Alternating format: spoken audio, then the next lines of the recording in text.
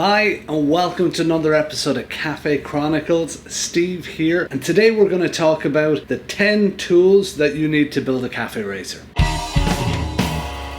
Now, I've had a lot of requests for this video to ask, what do I absolutely need if I'm going to work on a cafe racer? In this video, I'm going to try and give you the absolute basics of what you need to disassemble your bike safely, and I'm going to talk a little bit then about maybe some of the fun extras that you might want on top of that.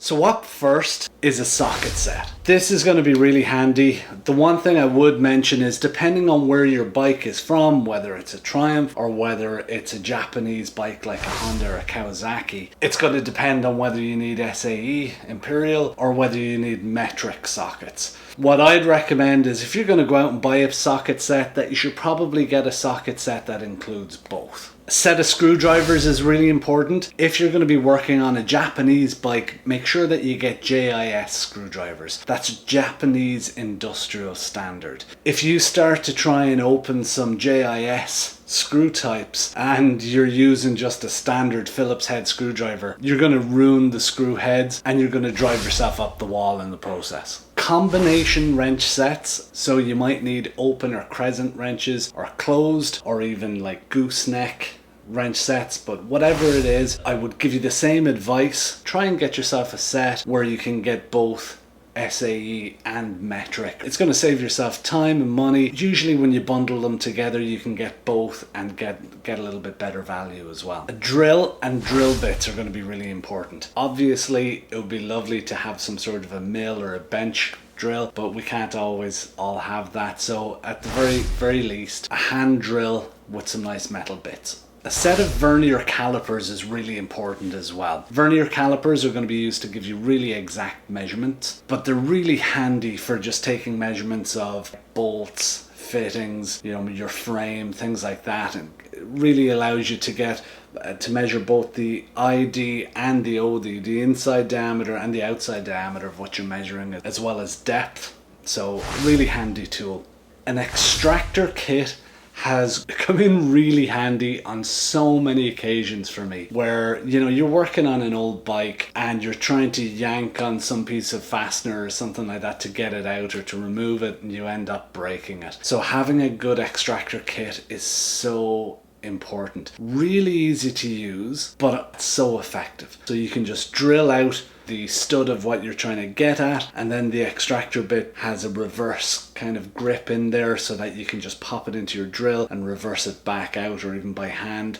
It's a fantastic way to get you out of trouble. It's saved my butt lots of times, and they're relatively inexpensive. A tap and die set can be really helpful as well. For instance, if you have threaded holes on your frame where you have to screw in hardware, perhaps after you sandblast or after you paint that frame, you're going to gum up those threads. Having that set will allow you to just run over those threads and make sure they're all ready to go.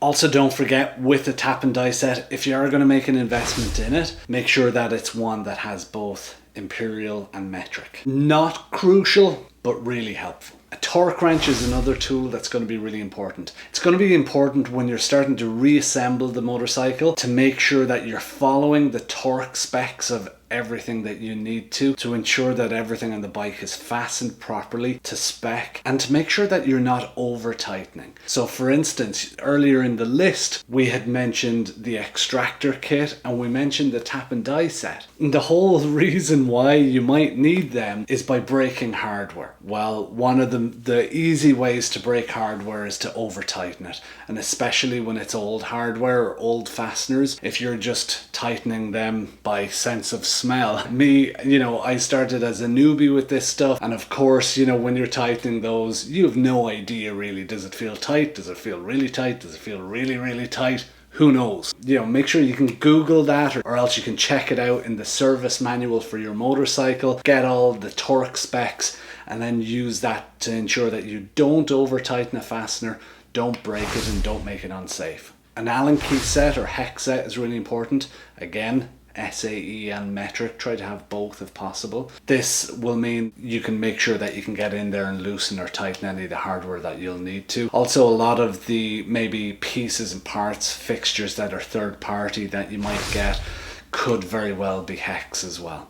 And then the number 10 tool that I would say is good to have is a grinder. Grinder is really, really useful. You can use it for cutting. You can put a cutting disc on it. You can also use it with a grinding wheel as well. It can be a really, really useful tool, especially if you're going to go into cutting the frame, modifying the frame. If you're going to do any welding at all, you need a grinder as well. With that tool list, you can get away with doing most work that you need to. I didn't include a welder in there. You can get really affordable welders that are really simple to use and run on just standard 110 power, 220 power, depending on your region or country and your power supply. You know, I think I picked up my welder here in Ontario for about $200. If you can't, or if you don't have budget to have a welder, you can get away with that list of tools there and do a really good job. You can actually fit everything, cut your frame, get your hoop, make sure everything's good, and then you can just bring it down to a fab shop, and for probably 20 or 30 bucks they'll just weld it in there for you.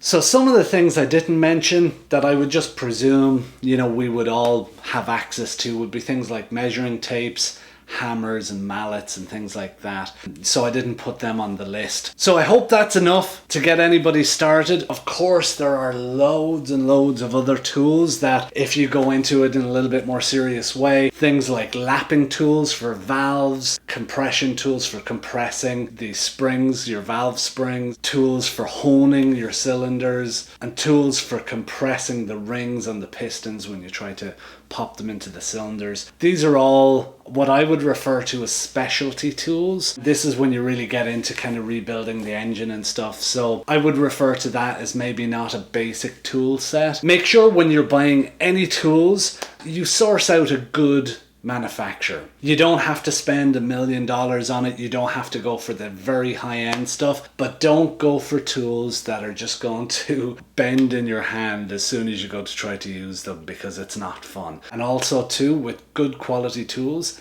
even used is a really, really good way to go. You know, what I find the most amazing thing about this whole cafe racer building kind of experience is the community is amazing. Facebook, on Instagram, on Reddit, on YouTube. So many amazing people who are all willing to help, get involved and help each other. So if you can find some mates in the area that will help you out, maybe might be able to loan you some tools or help you with a small project, it can be another fantastic way to make sure that you get that bike on the road, because at the end of the day, that's what's important, that we actually get to ride these things and enjoy these mystical beasts. So I hope you've enjoyed the video. It's one that I've been meaning to do for ages, because I've been asked loads and loads of times, hey, what kind of tools should I get? It's a little bit of a break from our budget cafe build on the KZ750. I hope you guys have been enjoying that. We're really getting places. We've got lots and lots of great content coming out for you every week. Please make sure to let me know in the comments if there's any tools that you think would be really good to add in there for a beginner or somebody who's